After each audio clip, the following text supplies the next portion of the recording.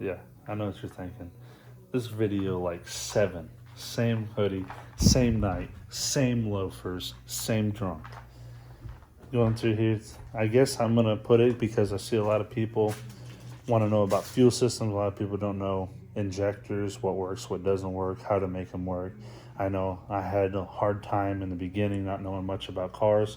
I literally have 3 fuel systems over there, hats, fuel rails, different intakes.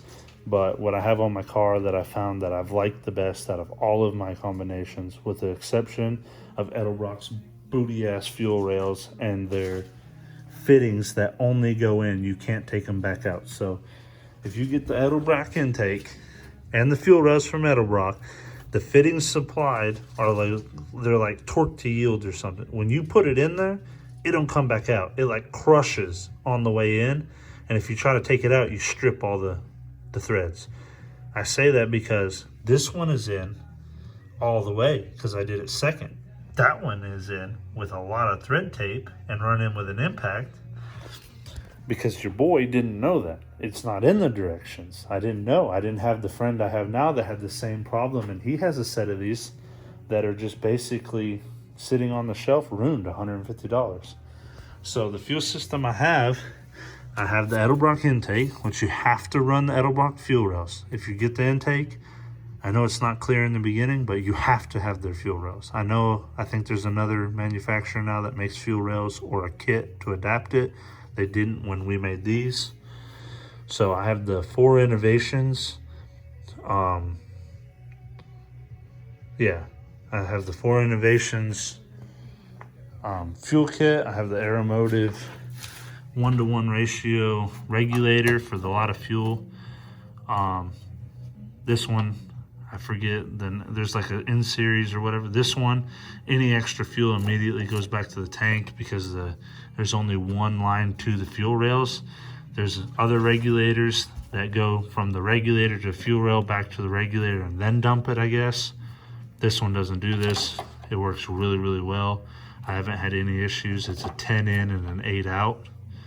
I have the fuel coming in right here to a Y block. I have it going to each fuel rail. The lines come right up the middle, go in the front, and then I have them series together in the back. There's just a jumper from this fuel rail to that fuel rail, so that there should be always fuel circulating in there. And then when there's no air and no all fuel circulating in there, my idea is once it's all the way full, then it's okay for it to just regulate here and make a circle from the fuel tank back to the fuel tank, because there's no way to run out of fuel here. Because if this one runs a little lean on fuel, the other one will fill it up coming the other way, or vice versa is my idea. I could be wrong. You could tell me in the comments. Don't know. My car runs the 85, 600 horsepower. Not having any issues the way it is. I run ID1000s with the cups. You have to have the little extension billet cups because the injectors are shorter than this intake because your stupid coil on plugs are so tall. Yes, I run Excel. I've brought it up multiple times. You can bash me for it. I know a lot of people have problems. 600 horsepower, fight me. It's no problems. Kiss my booty. They're like on sale, American Muscle. I think they gave them to me. So in here, I have the Pace Performance E85 sensor with the Sloppy Mechanics E85 sensor harness that they made especially to plug right into my Holley e85 power tap. Then all I had to do was run the input from the Holley. Input from the Holley to it. No big deal. I think it was like 1 crimp, and then you plug in the power tap. It was super easy. Then the fuel lines come back here. There's a inline 100 micron filter, which reminds me I probably should check that. It's been a season. It's probably got stuff in it I need to clean, replace. The wiring supplied is awesome. Really good quality stuff as far as I can tell, being a carpenter and knowing nothing about cars or wiring. Everything seems really good. It's colorful like my building blocks when I was a kid. The only thing required of this is to cut into your factory connector for your fuel, what is this, fuel pump module, FPM or something. You just splice in for your signal from the key to turn on the fuel pumps, because it's a return style. So return style, for those of you that don't know, is literally fuel returns to the tank. So your pumps run all the time. Your pumps are always running fuel up there. So a lot of people they fear that if they don't get superior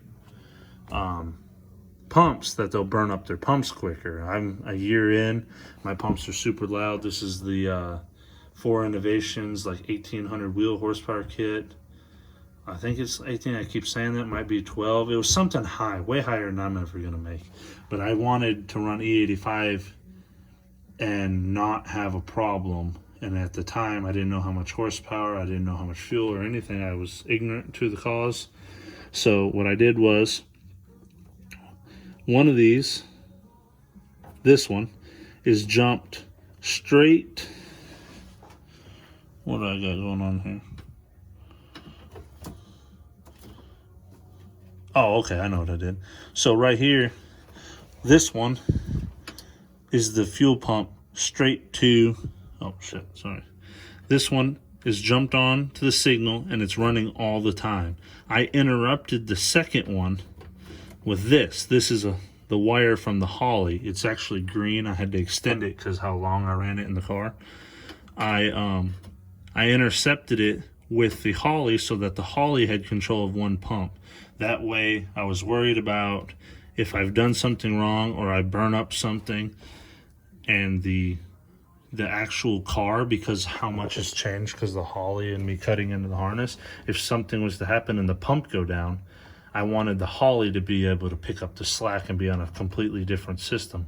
So the Holly runs one pump and the factory pump runs all the time, and then hopefully the Holly catches it if there's ever an issue. I think at full throttle, I think ID1000s and the dual 400 liter per hour or something pumps I have, I think I'm at like 30% duty cycle, which, and I don't think that's a bad thing. I mean, I think that's really good. It's not 100%, so it could be too low. I don't know how fuel pumps work, but bite me, it's fast. So, and then other than that, any fuel pump, I guess that's it for the fuel system. That's it for this video. I haven't really had anything besides the only thing you really have to pay attention to is if you're running Holly, make sure, because there's so many injectors out there, make sure you get the actual manufacturer's injector data. I've seen people, they Google and they're like, hey, what is the injector data to plug in for ID1000s or whatever? And somebody give them it for the 1050Xs. And then when they plug it all in, their duty cycle's messed up, the car's running weird, and they're like, I can't figure it out. And then you get to an actual responsible tuner or someone that knows, and they're like, these numbers look messed up, and they actually plug in the right injector data. Works perfect. Didn't happen to me, happened to one guy I know. There's no sense in it. Read the manuals. Read the actual Injector Dynamics is a very good company.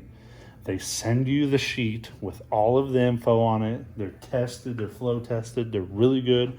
They come with extra pins, and I had to run the U-Car to whatever adapters, and I bought them from, I think, Ford Racing, and I was going to repin it with the supplied Injector Dynamics pins, but I'm in one of those moods where obviously I don't care. I want to see what works, what doesn't work, and I haven't had any problems. So if you guys have any questions about the fuel system on my car, you just like, comment, dislike, subscribe. I'd really appreciate anyone to subscribe. Got like, I think 2 followers, and it's my grandma and my mom. So if you guys could subscribe, that'd be cool. I'm trying to get that YouTube money, or at least some sort of like YouTube dad, and send me a Dominator or like a Nitrous Express like voucher. That'd be cool. You know, anything. I've built all of this. It's taking 16 years of saving every paycheck to build it. So, all right, well, just let me know.